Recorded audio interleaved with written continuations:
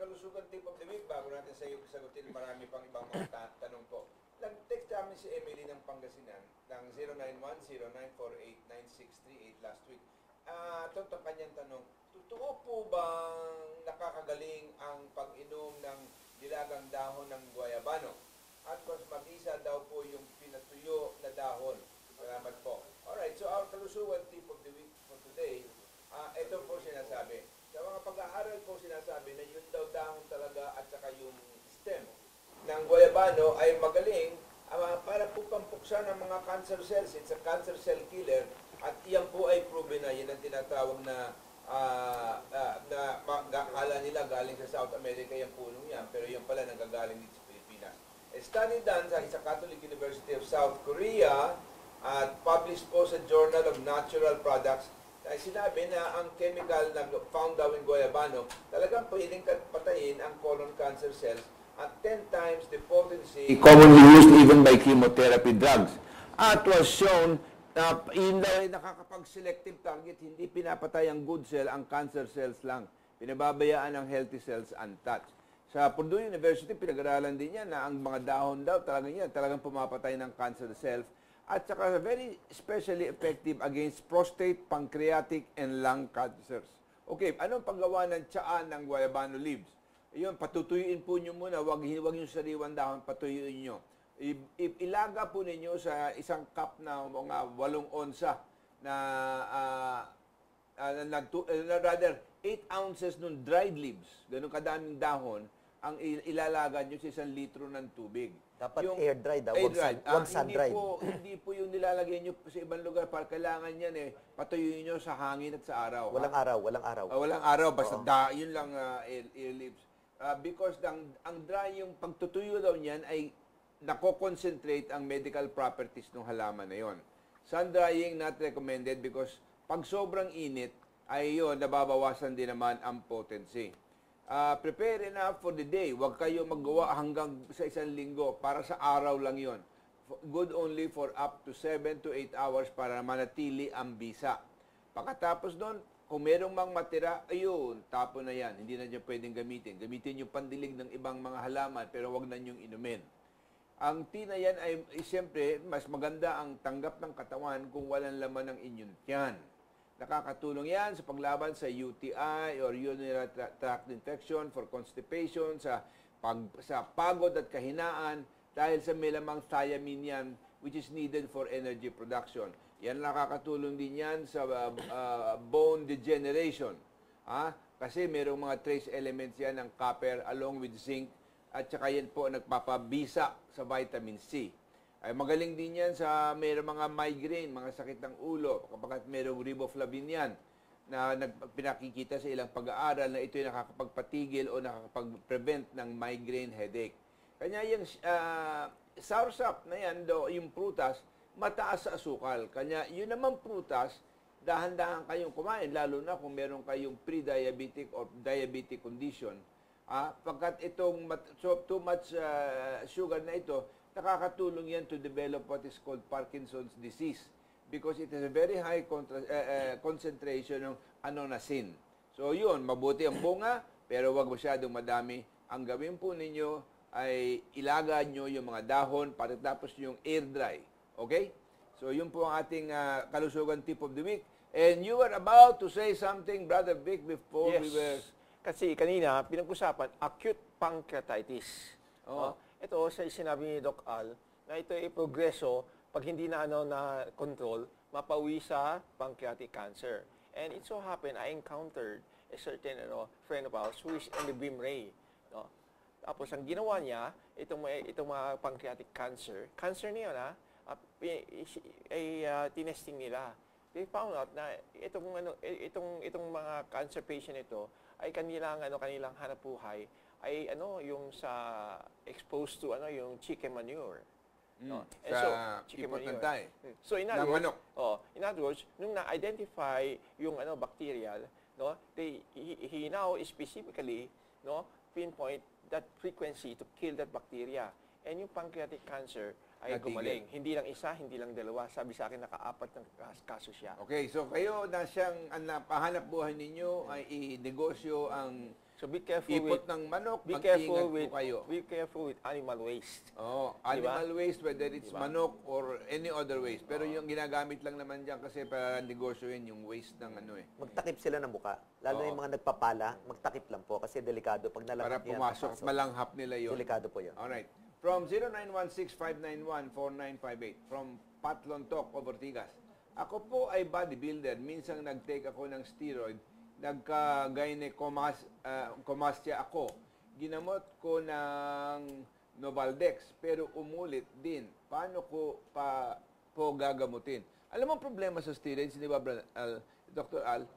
Hindi na-absorb ng katawan eh. So, nananatili. Na-absorb naman, ano pa na-absorb. Kasi problema nga lang, may mga side effects. Ang daming side effects. Kung isang kagalingan nung steroids sa'yo, may 10 side effects yan. Lahat ng doktor alam yan, kaya po limitado ang pagbigay ng mga steroids. Ikalawa, ano ba Pero yung steroids nito, ginagamit yan ng mga bodybuilder kasi Yung katulad these are sabi not niya. good.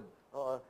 Delikado yan kasi masyadong napapabilis too much too soon. Kaya hindi ba si Arnold Schwarzenegger, alam naman natin yan sa internet, nagkaroon ng problema yan sa puso. So, ibig sabihin ganun din, alalay po kayo sa pag-intake ng mga steroids. Akala nyo, lalaki yung katawan. Ang problema, hindi lang yan lalaki, pati mga bukol sa katawan, lalaki din. Katulad sinabi niya, nagkaroon siya ng gynecomastia. Ibig sabihin ng gynecomastia, lumalaki ang suso. Lalaking lalaki, lumalaki ang suso. Talagang hindi muscles, talaga yung laman dito. That means tumaas ang kanyang estradiol or estrogen. Yes, kasi nga nakukuha yan sa mga pagkain natin na may mga hormones. Halimbawa, ang native chicken, it takes 45 days for you to reach the market weight. Ngayon yung mga poultry chicken, because of economics, napapaiksi nila ang market By weight. giving the chickens hormones. Yes, yung mga feeds, mga ganon. Feeds incorporate. Kasama na sa feeds. Kaya ang mangyayari nito, yung 45-day-old, ngayon daw 25 na.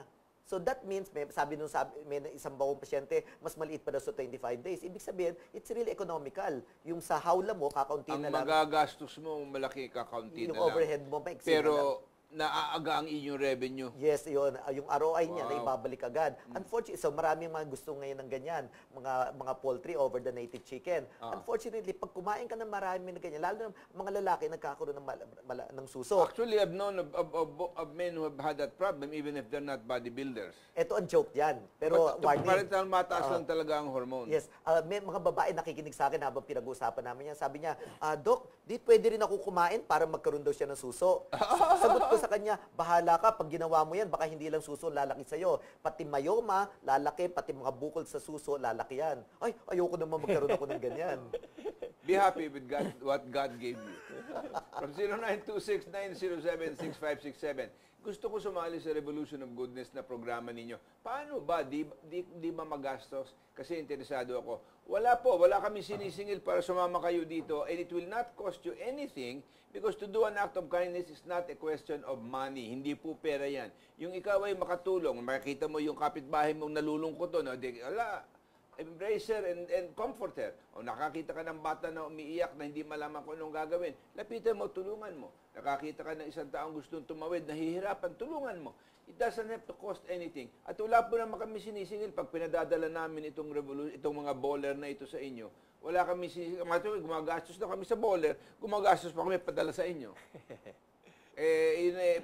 Bahagi na ng ating ginagawa para sa bayan na ito sapagat pag sapat na Pilipino ang gumagawa nito araw-araw, naku, mababagong bayan na ito. May tinatawag yun sa English na pay it forward. Alright, from 0998. At saka yun, kung gusto nga pala nyo ng bowler, just text us and give us your address and we'll send you, as I said, I'll send you a dozen on the promise that you will convince 11 others to join our Revolution of Goodness. 0998-988-4149, Louie of Naga City. 2 months na po ako na may dugo ang lumalabas na dumi. Ano po ba ang sanhi nito? Wala naman po akong masamang nararamdaman na kakaiba pag dumudumi ako. Okay. Meron siyang bleeding sa pagdumi. So, ibig sabihin, tatanungin, excuse po sa mga kumakain ngayon. Okay. Dalawa pong tatanungin natin sa Dalawang pasyente. sanhi ng ano yun Opo. Isa, anong kulay ng dugo? Yung ba bright red o kaya dark? to the point Or na na nagiging halos black. itim. Ibig sabihin nun, pag dark yan at itim, ibig sabihin mataas ang pinanggagalingan, galing yan sa sikmura or higher pa. So ibababa yan, kaya nangingitim. Pag bright red, ibig sabihin yan nasa bungad lang yan. Oo. Kadalasan almoranas. Almoranas. O kaya may tinatawag tayong fissure na kapag constipated ang pasyente, PDP, yung TB, sinasabi natin TB sa Tagalog, pag lumalabas, umiire, nilalabas na ganyan, ibig sabihin masusugatan yung gilid na yan. Kapag tinignan nyo ang inodoro, makikita po ninyo, may mapula, tapos may streak ng dugo doon sa gilid ng Doon sa dumi. dumi. So, Hindi, pero alam mo doon, dalawang klase din naman yung dugong yun eh.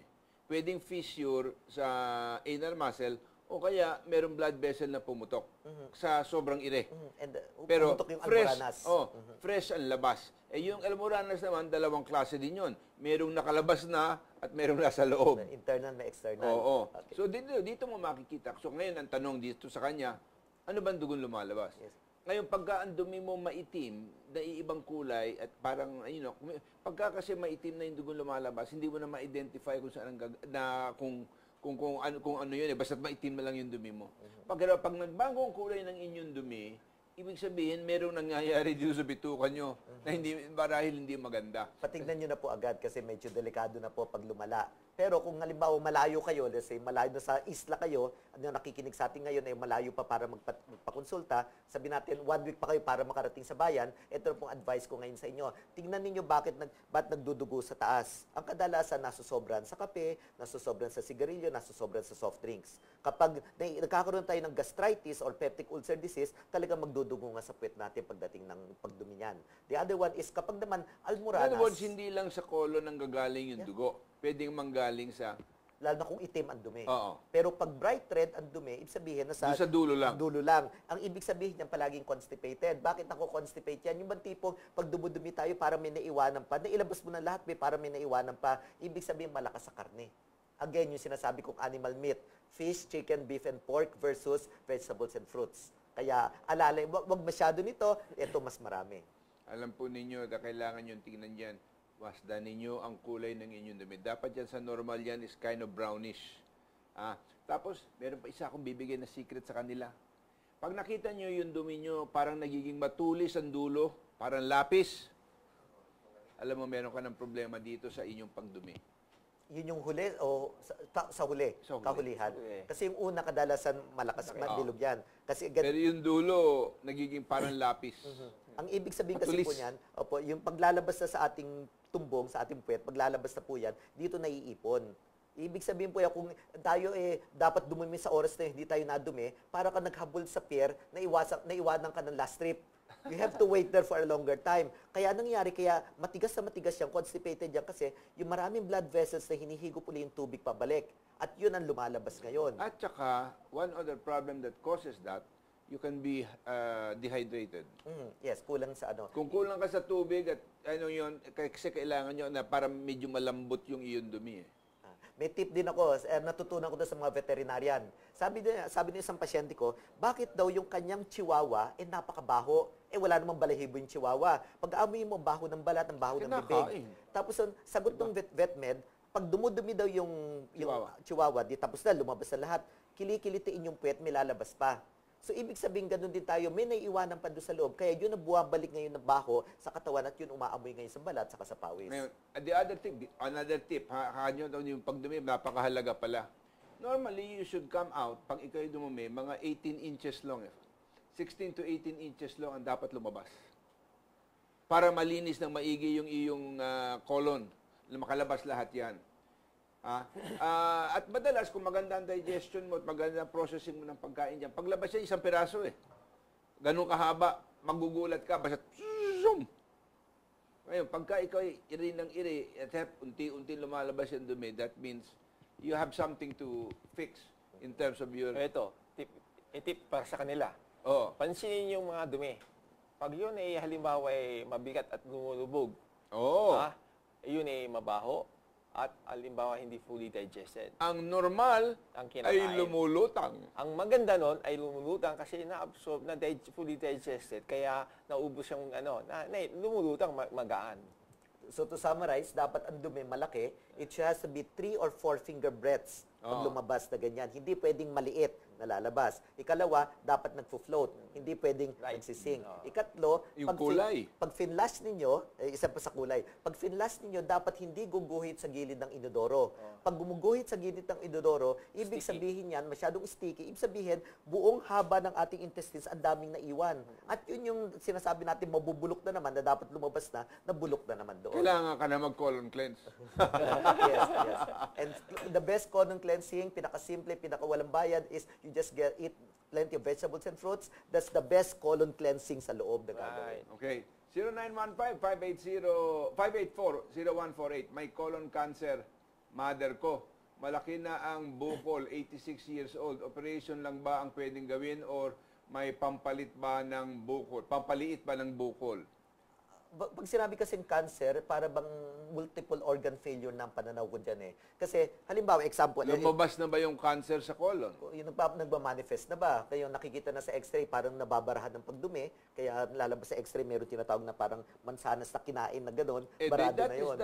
That can be a tumor, a colorectal tumor, that is inside, that is blocking Correct. the feces from coming out. Eh kung merong intestinal obstruction na, isang gagawin yan, kailangan operahan na po ng mga surgeons yan. Of course, the risk is if you're 86 years old, Problema din yan. problema po talaga ang pag-oopera sa ganung edad. Hindi ko malaman kung anong kalusugan ng iyong ina, but maybe she can survive it. Pero depende if that tumor is benign or malignant. Binabiopsy na po yun. Kailangan ma-biopsy para malaman. And then, if it is benign, then you can have an operation to take it out. Pagka naman malignant, kailangan sikapin tingnan kung kumalat na. Ay, kasi kung minsan yung colon cancer na yan, lalabas yan, pupunta sa ibang bituka mo, pupunta sa buto mo, pupunta sa liver, pupunta sa lung. Kung saan nagbabiyahe ang colon cancer, mahilig magbiyahe, di ba, Brother Vic? Ganito yun. Normally, kung ganun kalaki, ang sasabihin ng doktor sa iyo, oy, Hindi natin alam kung gaano kalaki. Hindi naman sinabi. may sinabing... No, 86 years old. Okay. So, pag ang malaki naman, sasabihin sa iyo ng doktor na halimbawa, oy, dahan-dahan ka kumain. Hindi lalabas yan, nakabara. So, ang gagawin nila, sasabihin ng doktor, sige, lalagay tayo ng tubo to bypass. Para halimbawa, gano'n. Pero, tandaan mo, it's inside the colon. It's inside the intestine. So, ang mangyayari nun, yung madumi causes some kind of secondary infection and inflammation. Lalo mamamaga. So, mangyayari nun, another way of trying to alleviate yung 86 years old would be to do some kind of anti-inflammatory and cleansing. Kasi pag nawala yung mga dumi, yung dumi ko nandyan, medyo magkakaroon ng secondary problem. So, pag halimbawa nalinis, at the same time, some kind of cleansing, at the same time, anti-inflammatory, siyempre, na walang inflammation. Baka lumit. Alright, But on the other hand, you also probably should take something that's anti-angiogenic. Kasi otherwise, kasi po lahat ng mga tumor na yan, aabot yan sa isang ugat, no? Para magkaroon ng ugat na papasok doon sa tumor para mabuhay yung tumor. Kailangan ng feeding system. So if you take some anti-angiogenic pills or supplements, mamamatay po yung blood system doon sa loob ng tumor. Yung tumor na yan, dahil sa wala ng pagkain, liliit na yan ng unti-unti. And over time, yun ang pinaka-latest na halimbawa, a tumor, once it wants to grow, it needs send signal for new blood vessel to be formed. Pag all send yung dugo makapasok, ilalaki na, may pagkain na. So, ang sabi ni Judah Folkman, dyan sa Harvard University, putulin mo. Pag pinutol mo, walang makain, lilit yan. However, sana meron mga natural anti-angiogenesis. Meron. Diba? Katulad isa. Like shark cartilage. Shark cartilage, number 1, no? Pero natural yon, no? Walang side effect. Pero isa naman, nakita ko, yung natural source is also luya. Luya. Okay, good. Alright, 0907-557-2949 from Rodel Dorado ng Palawan. Mabuhay kayo, lahat kayo nakikinig sa amin dito sa Palawan. Blessed afternoon po. Pag kami nagluluto ng meat, marami pong gulay para mabalance. Ang ginagawa naming sabaw ay fresh buko juice. Okay lang po ba yan? Salamat po. That's okay, but ito mahalaga dito, Carodel, huwag ka magagalit. Ang gulay hindi pwedeng ilaga ng ilaga at namamatay lahat ng sustansya doon sa gulay. Unless yun yung huling nilagay. Dapat pagluto, para hindi po ma-overcook yung gulay, yun ang huli niyong ilalagay. O kaya, kung kayo pag mo gumagawa ka ng kare-kare, huwag mong isama yung gulay sa pagluto ng kare-kare. Panghuli mong ilagay yon, pero ang pwede lang sa gulay, dapat gawin mo para medyo malutong-lutong pa yan, is gentle steaming. Yun ang tawag nila na gentle steaming, para hindi labsa at Saka bagsak yung crunchy gulay. pa siya. Medyo crunchy pa. Yan yung mga sanay, shabu-shabu, di ba? Yun ang Oo. turo. Ihuli mo daw yung mga gulay. sanay tayo na pag nagluto tayo ng gulay natin, lagang-laga eh. Patay ng lahat ng sustansya ng gulay. Lupay-pay na siya. Oh, naku, lupay-pay na, no? Kasi pagpasok sila yung lupay-pay na gulay, ikaw din lupay-pay. Ay, naku, Low temperature cooking. naubusan na naman tayong panahon. Sinisig na naman ako dito. Naku, kakaunting-kakunti pang ating nasasagot ng mga ano. Pero sana na marami kayong natutunan sa pangangalaga po ng inyong digestive system.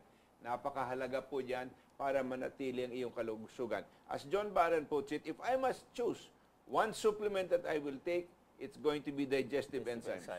Para ang ang pagtunaw mo maayos, ang pag-absorb mo ng nutrients maayos, para paglabas din, yun ang talagang dumi. Magaan pa sa iyong tiyan at sa iyong bituka. Hindi mabubulok sa loob. Oo.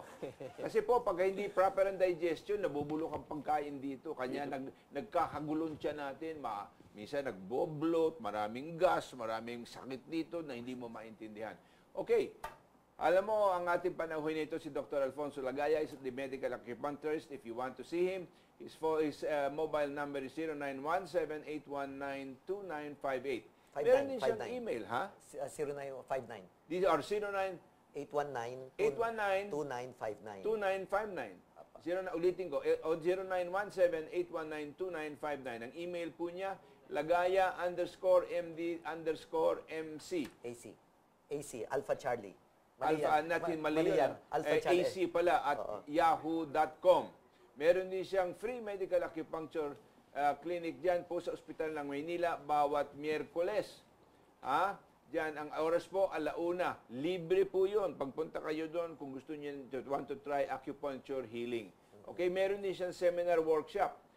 Ni si Dr. Al, Developing and Managing Your Clinic the Oriental Way. Kailan? March 31, 2014.